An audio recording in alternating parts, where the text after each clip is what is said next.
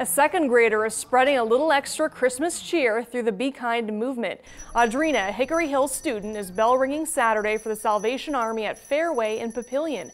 She made handcrafted kindness cards to pass out to anyone who donated at least 25 cents to their Red Kettle. Audrina says the cards are a gesture of kindness in the spirit of the holidays.